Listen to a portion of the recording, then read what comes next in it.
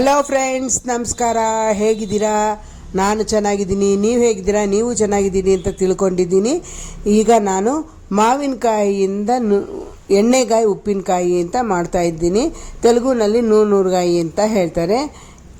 ಇವಾಗ ಅದು ಹೇಗೆ ಮಾಡಬೇಕು, ಅದಕ್ಕೆ ಏನೇನು ಪದಾರ್ಥ ಹಾಕಬೇಕು ಅಂತ ನೋಡೋಣ. ವೆಲ್ಕಮ್ ಟು ಇಂದುಮತಿ ಕುಕ್ಕಿಂಗ್ ಚಾನಲ್ಗೆ ಸ್ವಾಗತ, ಸುಸ್ವಾಗತ.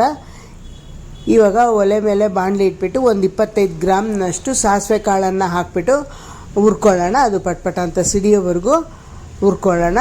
ಅದು ಪಟ್ಪಟ ಅಂತ ಸಿಡ್ದಿದ್ದಾದಮೇಲೆ ಒಂದು ತಟ್ಟೆಗೆ ಹಾಕೋಣ. ಅದು ತಟ್ಟೆಗೆ ಹಾಕಿದ್ರೆ ಅದು ತಣ್ಣಗಾಗಬೇಕು. ಮಿಕ್ಸಿಗೆ ಹಾಕ್ಕೋಬೇಕಾಗುತ್ತಲ್ಲ, ಅದಕ್ಕೆ ತಟ್ಟೆಗೆ ಹಾಕ್ಕೊಂಡು ಬಿಡೋಣ.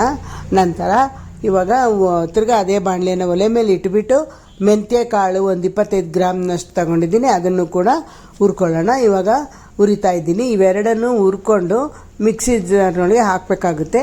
ಇದು 25 ಗ್ರಾಮ್ ಹಾಕಿದ್ದೀನಲ್ಲ. ಇವಾಗ ಉಪ್ಪಿನಕಾಯಿಗೆ ಇಷ್ಟೊಂದು ಹಾಕೋ ಕೆಲಸ ಏನೂ ಇಲ್ಲ. ಅದು ಸ್ವಲ್ಪ ಹಾಕೊಳ್ಳೋಣ. ಜಾಸ್ತಿ ಇಟ್ಟಿದ್ರೆ ಯಾವಾಗಾರು ಉಪ್ಪಿನಕಾಯಿಗೆ ಆಗುತ್ತೆ ಅಂತ ಹುರ್ಕೊಳ್ತಾ ಇದ್ದೀನಿ. ಈಗ ಅದು ಕೂಡ ಹುರಿದಿದ್ದಾಗಿದೆ. ತಟ್ಟೆಗೆ ಹಾಕಿದ್ದೀನಿ, ತಣ್ಣಗಾಗೋದಕ್ಕೆ ಬಿಡೋಣ. ನಂತರ ಒಂದು 3 ಟೀ ಸ್ಪೂನ್ನಷ್ಟು ಎಣ್ಣೆಯನ್ನು ಹಾಕೋಣ. ಎಣ್ಣೆ ಹಾಕಿಬಿಟ್ಟು ಸಾಸಿವೆ ಕಾಳು ಹಾಕೋಣ. ಸಾಸಿವೆ ಕಾಳು ಪಟ್ಪಟ ಅಂತ ಸಿಡ್ದಿದ್ದಾದಮೇಲೆ ತೋತಾಪುರಿ ಮಾವಿನಕಾಯಿಯನ್ನು ಸಣ್ಣದಾಗಿ ಹೆಚ್ಚಿ ಇಟ್ಕೊಂಡಿದ್ದೀನಿ, ಅದನ್ನು ಕೂಡ ಹಾಕ್ತಾಯಿದ್ದೀನಿ. ಅದು ಚೆನ್ನಾಗಿ ಮಿಕ್ಸ್ ಮಾಡಿಕೊಂಡು ಮೆತ್ತಗಾಗೋವರೆಗೂ ಬಿಡೋಣ. ಇದಕ್ಕೆ ನೀರೇನು ಹಾಕೋ ಕೆಲಸ ಇಲ್ಲ. ಎಣ್ಣೆಯಲ್ಲೇ ಮಗ್ಗಿಸ್ಕೋಬೇಕು. ಎಣ್ಣೆಗಾಯಿ ಉಪ್ಪಿನಕಾಯಿ ಅಲ್ವಾ, ಅದಕ್ಕೆ ಎಣ್ಣೆಯಲ್ಲೇ ಮಗ್ಗಿಸ್ಕೊಳ್ಳೋಣ. ಚೆನ್ನಾಗಿ ಮೆತ್ತಗಾಗೋವರೆಗೂ ಬಿಡಬೇಕಾಗುತ್ತೆ. ಈ ಉಪ್ಪಿನಕಾಯಿ ಮಜ್ಜಿಗೆ ಅನ್ನಕ್ಕೂ ನಂಚ್ಕೋಬೋದು, ರೊಟ್ಟಿಗೆ, ಚಪಾತಿಗೆ, ಅನ್ನಕ್ಕೆ ಕೂಡ ಕಲಿಸ್ಕೊಂಡು ತಿನ್ಬೋದು. ತುಂಬ ಚೆನ್ನಾಗಿರುತ್ತೆ. ಚಕ್ಲಿ ಏನಾದರೂ ಇದ್ದರೆ ಚಕ್ಲಿ ಕೂಡ ನಂಚ್ಕೊಂಡು ತಿಂದರೆ ತುಂಬ ಟೇಸ್ಟಿಯಾಗಿ ಚೆನ್ನಾಗಿರುತ್ತೆ.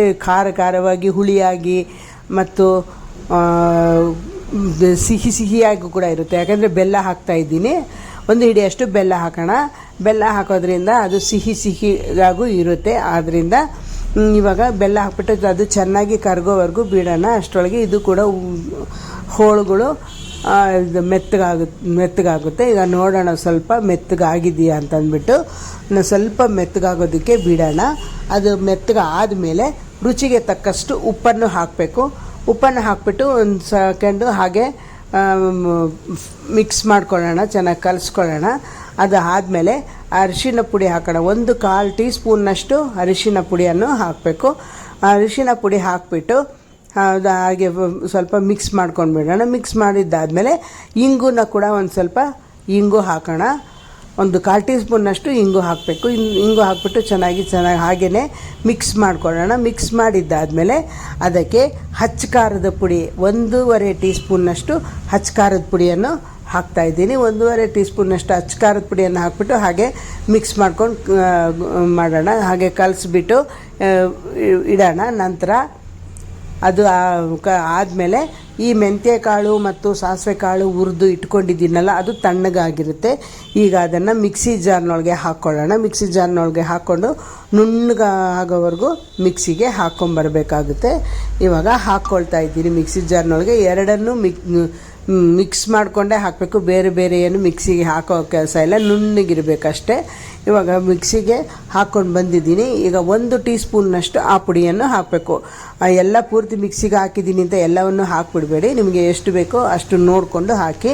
ಅದು ಇನ್ನೂ ಮಿಕ್ಕಿದ್ರೆ ತಿರ್ಗಾ ಏನಾದರೂ ಉಪ್ಪಿನಕಾಯಿಗೆ ಯಾವಾಗಾದರೂ ಉಪ್ಪಿನಕಾಯಿ ಮಾಡಿದಾಗ ಕೂಡ ಅದಕ್ಕೆ ಹಾಕ್ಕೊಂಡು ಕಲಿಸ್ಬೇಕಾಗುತ್ತೆ. ಅದಕ್ಕೆ ಎಷ್ಟು ಬೇಕೋ ಅಷ್ಟು ಹಾಕ್ಕೊಂಡಿದ್ದೀನಿ. ಈಗ ಮಾವಿನಕಾಯಿ ಎಣ್ಣೆಗಾಯಿ ಉಪ್ಪಿನಕಾಯಿ ರೆಡಿ. ತೆಲುಗುನಲ್ಲಿ ನೂರ್ಗಾಯಿ. ಈ ವಿಡಿಯೋ ನೋಡಿದ್ದಕ್ಕಾಗಿ ತುಂಬ